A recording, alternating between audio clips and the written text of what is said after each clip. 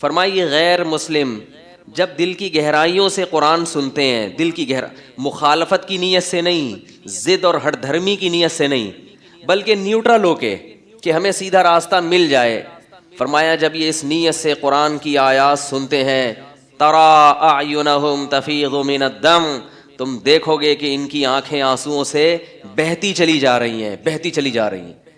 ان کے دل پہ اس قدر اثر ہوتا ہے۔ غیر مسلم کی بات کر رہا ہے قرآن، حالانکہ آپ 2 اور 2 4 کی طرح اگر کسی چیز کو دلیل سے ثابت کر دو تو محض وہ مان لے گا ہاں بھائی آپ سچ کہہ رہے ہو، میں غلط تھا، روئے گا تو نہیں۔ دیکھو جب مناظرے ہوتے ہیں، مناظرے دیکھے ہوں گے نا آپ نے، 2 فریق بیٹھتے ہیں، ادھر غیر مسلم اور مسلم بیٹھا، ادھر دیوبندی بریلوی بیٹھے، ادھر دیوبندی اہل حدیث بیٹھے، ادھر فلانا وہ 3 طلاق کو ایک کہتا ہے، وہ 3 کہتا ہے، وہ یوں کہتا ہے، وہ بیٹھے، مناظرہ ہوا، تو مناظرے میں ایک فریق جیتتا ہے، دوسرا ہار جاتا ہے، کیا خیال ہے؟ لیکن جیتنے والا روتا ہے، یہ جیتنے والے کی پارٹی رو رہی ہوتی ہے، ہائے ہائے کتنا دل، آج ہمارے 14 طبق روشن ہو گئے، وہ کہتے ہیں بھائی مبارک ہو آپ جیت گئے، کندھوں پہ بٹھائے گا، اور دوسرے والوں پہ ٹماٹر برسیں گے یا کچھ ہوگا، بس اس سے زیادہ کچھ نہیں ہوتا۔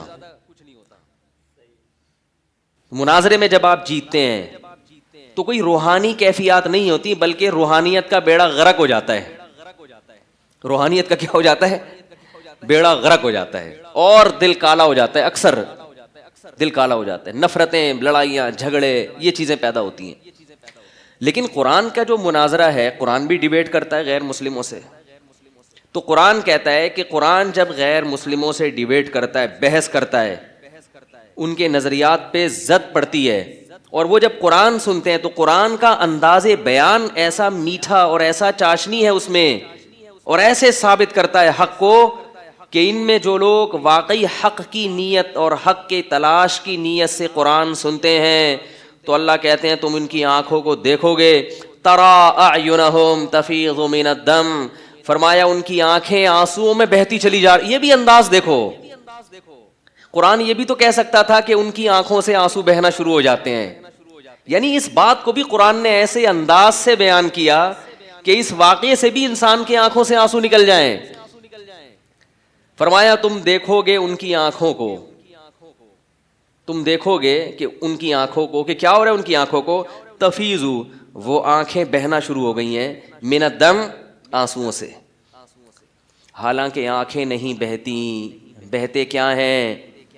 بولو نا یار، کچھ تو بولو بھائی، اللہ کا واسطہ، ایک بندہ بٹھانا پڑے گا کرائے پہ 5-10 آدمی بولنے کے لیے خالی، تاکہ مجھے بھی تو جوش پیدا ہو نا، کچھ سامنے والوں کا اثر پڑتا ہے نا بولنے والے پر۔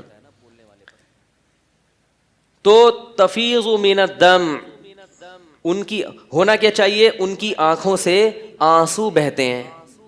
کیا خیال ہے؟ اللہ اس بات کو یوں بھی بیان کر سکتے تھے کہ جب یہ غیر مسلم جو حق کے متلاشی ہیں، ہر غیر مسلم کی بات نہیں ہو رہی،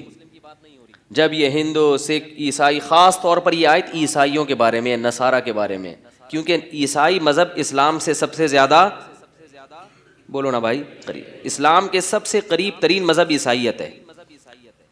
وجہ اس کی یہ کہ وہ عیسیٰ علیہ السلام اور ان سے پہلے پیغمبروں پر ایمان لاتے ہیں، صرف ایک پیغمبر محمد صلی اللہ علیہ وسلم کا انکار کرتے ہیں، جبکہ یہودی حضرت عیسیٰ کا بھی انکار کرتے ہیں اور محمد صلی اللہ علیہ وسلم کا بھی۔ تو اسلام کے سب سے قریب مذہب کون سا ہے؟ عیسائیت۔ اور عیسائیت میں بہت سی خرابیوں کے باوجود کچھ خوبیاں بھی ہیں جن کو قرآن نے ہائی لائٹ کیا ہے۔